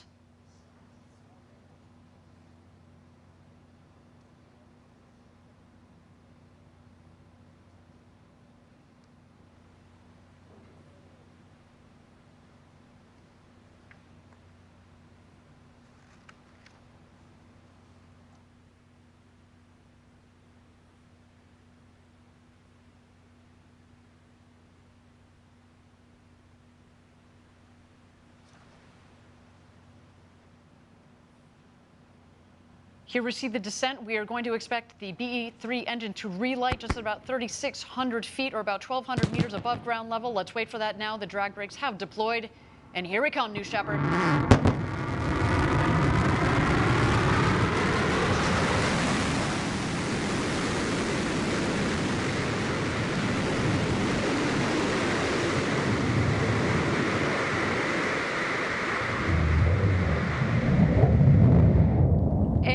Touchdown. Welcome back, New Shepard. The fourth flight to space and back for that vehicle provided a beautiful flight to space for our second human crew. Wow, that gets me every time we do this live down here in Texas. The sonic boom is so cool. Drag brakes are folding back in, as have the wedge fins. Just looks like you could fuel her up and go again. What do you think, Jackie? And even when you know to expect the sonic boom, it still catches you off guard every time. Talk about a rumble. A beautiful sight of our New Shepard rocket there in the West Texas desert. But of course, the show is not over. The capsule is descending. We are waiting for first the drogue chutes to deploy. Those are very much like the guide parachutes. They will subsequently be followed by the main parachutes that will first reef and then fully inflate. And there go the drogue parachutes.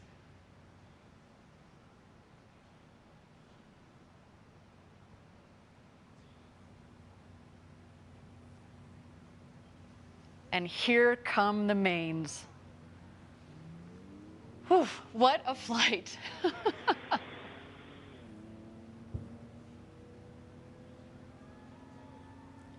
You can already start to hear the cheers from outside our stage here in West Texas.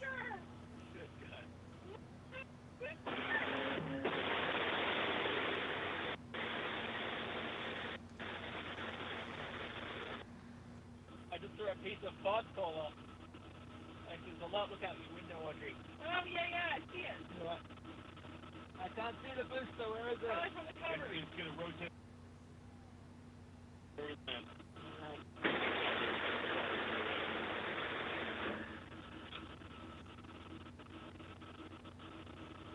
I want to find that pod and take it home. How about that, guys? How about that, guys? That was unlike anything they described. All right, we got less than 1,000 feet. All right, raise. Let's down.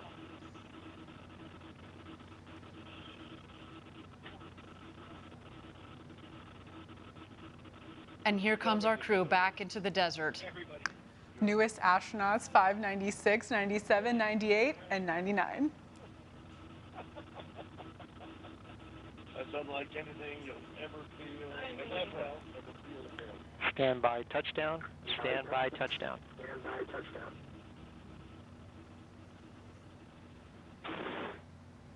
And capsule touchdown. Welcome back, the newest astronauts. Audrey Powers, William Shatner, our customers, Glenn DeVries and Chris Boshausen. What a day for you. Welcome back.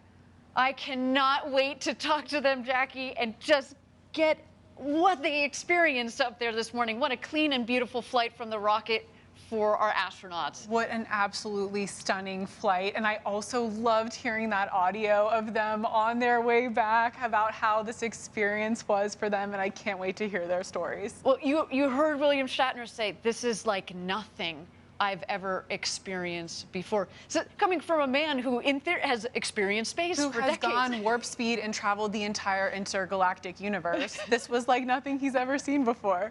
What a day for our astronauts. So now our team is preparing landing safety operations and recovery of our astronauts from the crew capsule. We'll be on the ground at the landing site to follow the action in just a bit, maybe even talk to the world's newest astronauts. Some absolutely breathtaking stuff. And I'll note that you're going to see our the recovery team show up very shortly because we actually send them out before the capsule has landed, because through our modeling, we get by now we're very, very good at analyzing where the capsule is going to come down, given where we know. Very precise on that lane. Exactly, where the winds are. And so we're going to see the recovery team come out there, and of course they will also be joined by some of their friends and family to watch as they emerge from the capsule. Let's check out these beautiful shots of our 4 astronauts there in the Texas desert after having gone up over the Kármán line and back.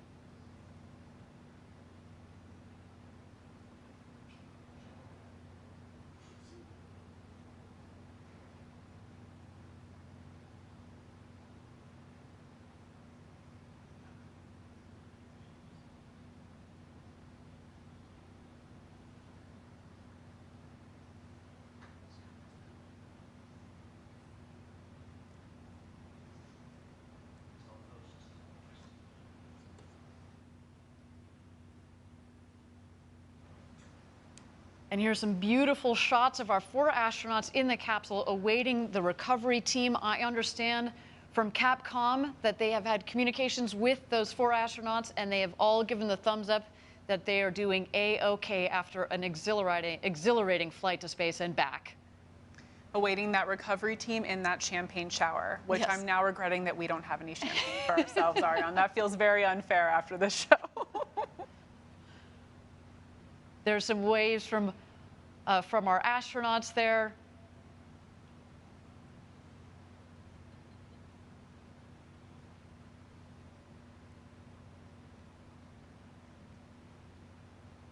And there in the foreground, you see the capsule, the background, their ride to space, the new Shepard booster. Again, that booster has flown to space and back 4 times with this flight. And coming to get them is the recovery crew.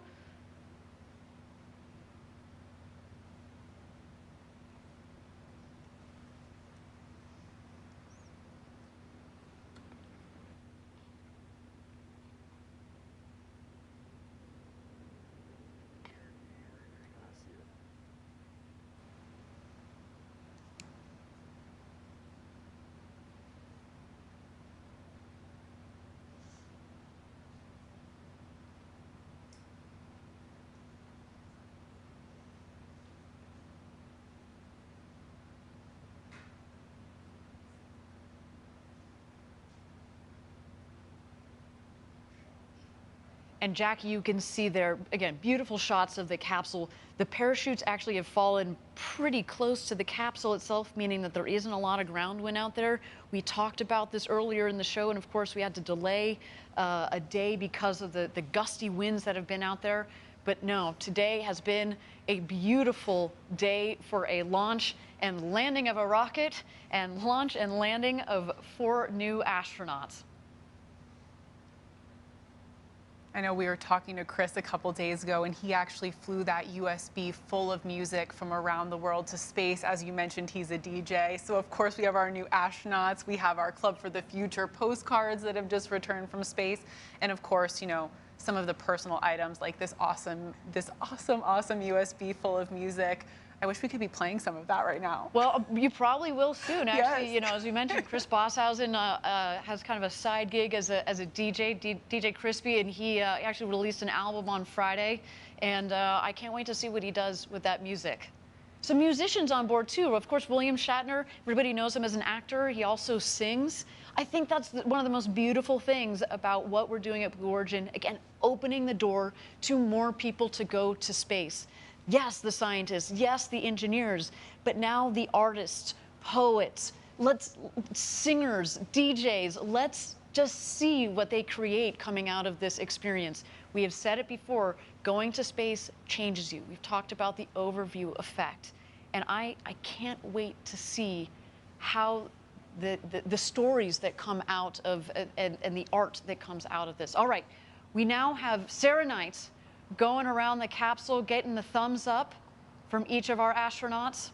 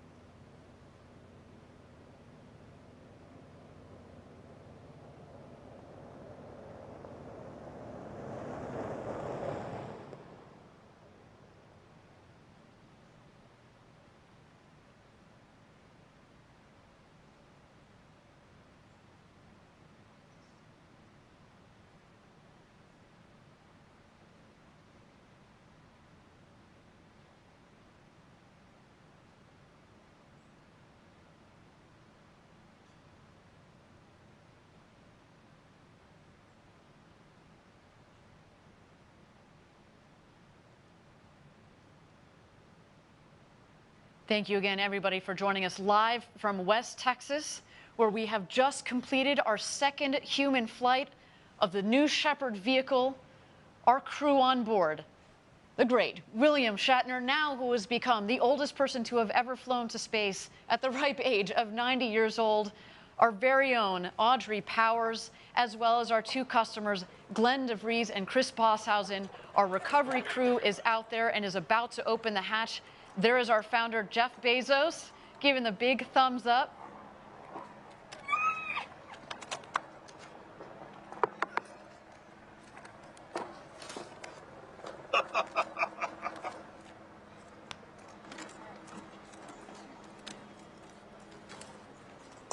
This looks like a familiar shot I remember seeing recently. Yes. A very happy Woo! birthday.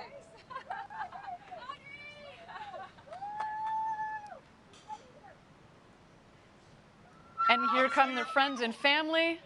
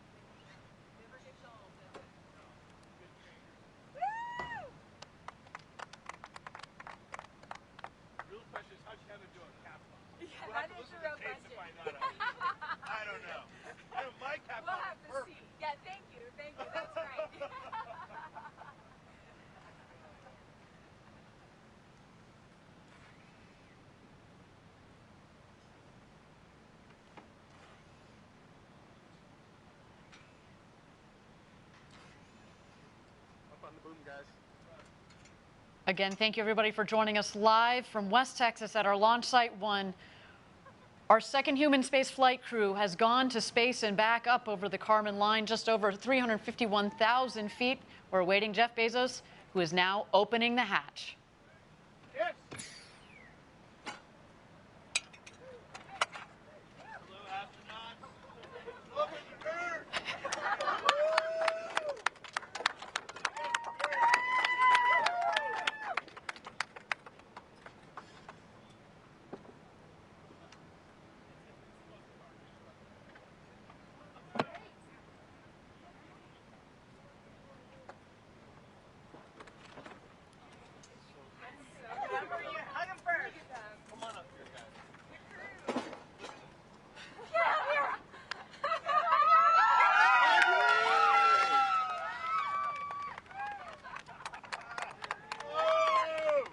There's Audrey Powers, a big hug from her sister.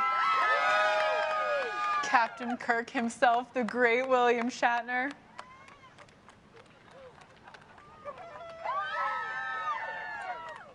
Our customer, Chris Boshausen, the first full Australian citizen to go to space and back. And Glenn DeVries.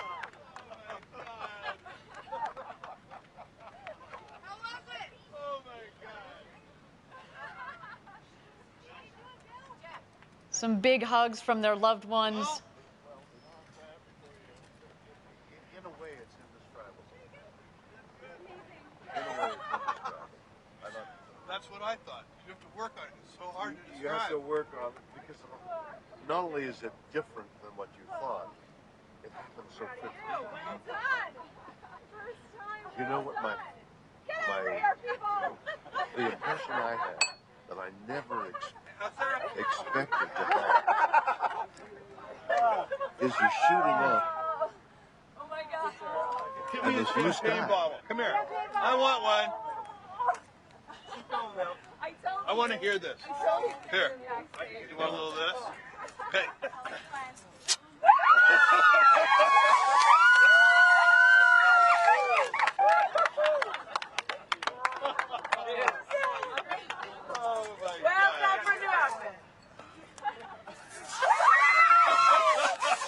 The champagne showers have begun. Smiles all around. William Shatner taking in the moment clearly. What you have done. If everybody in the world needs to do this. Everybody in the world needs to see the Oh my God. It was unbelievable. Unbelievable. I mean, you know, the little things of weightlessness. But to see the blue cover go whip by, and now you're staring into blackness. That's the thing. The covering of blue, this sheet, this blanket, this comforter of blue that we have around us. We think, oh, that's blue sky. And then suddenly you shoot through it all of a sudden, as though you whip off a sheet off you when you're asleep, and you're looking into blackness, into black ugliness. And you look down, and there's the blue down there, and the black up there, and it's just, there is Mother and Earth and comfort, and is there death? I don't know. Is that death? Is that the way death is? Whoop, and it's gone. Jesus. It was so moving to me. This experience has been something unbelievable. You see, yeah, you know, weightless, my stomach went up, and I thought, God, this is so weird. But not as weird as the covering of blue. This is what I never expected. Oh, it's one thing to say, oh, the sky and the thing and the fragile thing. It's all true. But what isn't true, what is unknown until you do it, is there's this pillow, there's this soft blue. Look at the beauty of that color. And it's so thin. And you're through it in an instant. It's what a... How thick is it? We know. I mean, the atmosphere. Is it a mile? 2 miles? I mean, it depends on how you measure because it thins out, but maybe 50 miles. But you're going 2,000 miles an hour. So you're through 50 miles whatever the mathematics Fast. are. Yeah, really it's fast. like a beat, and suddenly you're through the blue. And you're into black. And you're into, it's mysterious and galaxies and things. But what you see is black. And what you see down there is light. And that's the difference. And not to have this, you have done something. I mean, whatever those other guys are doing, what isn't, I don't know about that. What you have given me is the most profound experience I can imagine. I'm so filled with emotion about what just happened. It's extraordinary, extraordinary. I hope I never recover from this. I hope that I can maintain what I feel now. I don't want to lose it. It's so much larger than me and life. And it hasn't got anything to do with the little green planet, the blue orb, it has nothing to do with that. It has to do with the enormity and the quickness and the suddenness of life and death. Oh my God. It's something. It's so beautiful. Beautiful, yes, beautiful in its way, but... No, I mean your words. Oh, my words. It's just amazing. I don't know. I can't even begin to express what I would love to do is to communicate as much as possible the jeopardy, the moment you see how the vulnerability of everything. It's so small. This air, which is keeping us alive, is thinner than your skin. It's a sliver. It's immeasurably small when you think in terms of the universe. It's negligible. This air. Mars doesn't have it. Right there. Nothing. I mean, and when you think of way carbon dioxide changed to oxygen, and what is it, 20% at some that level that sustains our life, it's so thin. To dirty it. I mean, that's another whole And you subject. shoot through, what you were saying about shooting through it so fast. So quickly, 50 miles. Then you're just in blackness. You're in death. Yeah. The moment This is life. This is life, and that's death. And it's in an instant, you go, wow, that's death. That's what I saw. That's amazing. That's amazing. And wow. I am overwhelmed. I have no idea. You know, we were talking earlier before going, well, it's going to be different. You go, yeah, it's going to, and you have whatever that phrase is you have, that you have a different view of things. It doesn't begin to explain, to describe what for me, I mean, everybody's going to, but, and this is now the commercial, everybody, it would be so important for everybody to have that experience through one means or another. I mean, maybe you could put it on 3D and wear the goggles and have that experience. I mean, that certainly is a technical possibility. But what you need also, we're lying there and I'm thinking, listen, one delay after another delay, we're lying there, and I'm thinking, how do I feel? And I'm thinking, I'm a little jittery here. And when they move the pins, there's something in the engine. They found an anomaly in the engine. They found an anomaly in the engine. We're going to hold a little longer. You're going to hold a little longer. And I feel this, the stomach, the biome inside. And I'm thinking, okay, I'm thinking I'm a little nervous here. Another delay, I'm a little more nervous. And then the thing starts. By the way, the simulation they have to be warned. It's only a simulation. Everything else is much more powerful. Doesn't capture the and besides which, the jeopardy.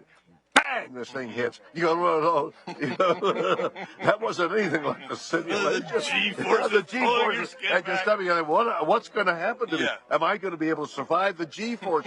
You feel that? Am I going to survive it? Yeah. And then I think, good Lord, just getting up the bloody gantry was about. Oh my God, what an experience. What? Nothing. It looked like you had a moment of camaraderie with your. Oh, we all hugged crewmates each up other. there and- You share. It's like being in battle together, really. And there is this bonding of being in battle. But you're also embattled inside yourself. Oh, my goodness. Wow. I have had an experience. We're going to pin you guys now. Woo! Okay. All right. Bill. Wow. Remember that conversation we had about it not being expectations? Thank you again, everybody, for joining us live. Our second New Shepard astronaut crew has made it home. We just heard some wonderful words from William Shatner, Captain Kirk, who finally had the opportunity to go to space. He became the oldest person to have ever flown to space at the age of 90, if you can believe it. He, of course, went up there with our very own Audrey Powers, our two customers, Glenn DeVries and Chris Bosshausen.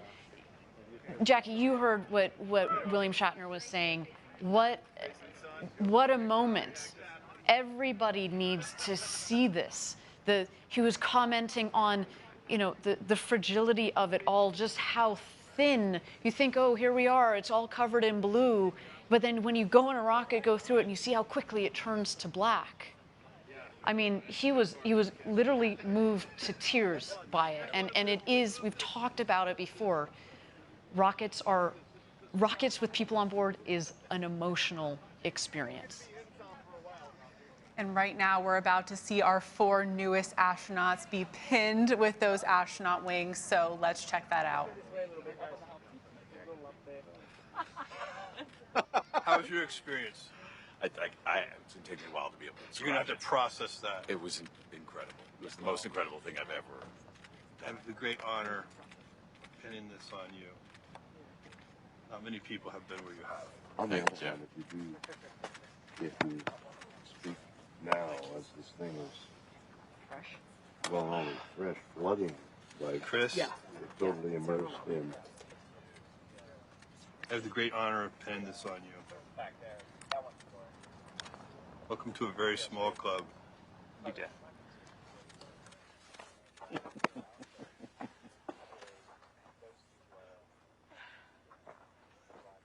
Bill, it's my real honor to pin this on you.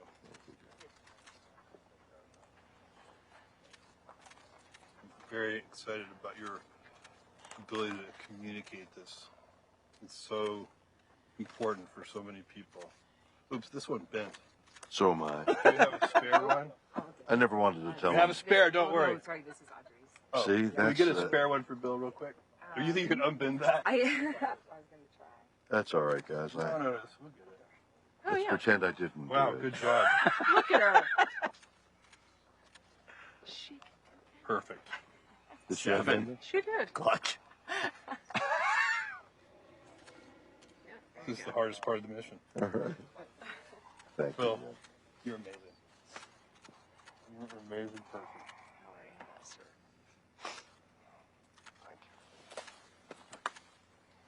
Audrey, you are so deserving of this. Thank you. You've worked so hard on this program, and all your life, you've been dreaming of this. Isn't that true? What a gift. Sorry, these things are tricky. I can see. I have more sympathy for Jeff Ashby now. Poor guy. He had to do it in front of a big crowd. It's just that the Nomex is very tough. Oh, that's true. It's like really fights you. There we go. I heard it. I heard it. That's snap. Congratulations. Jeff. Thanks so much. Okay, guys, we have 4 astronauts before you.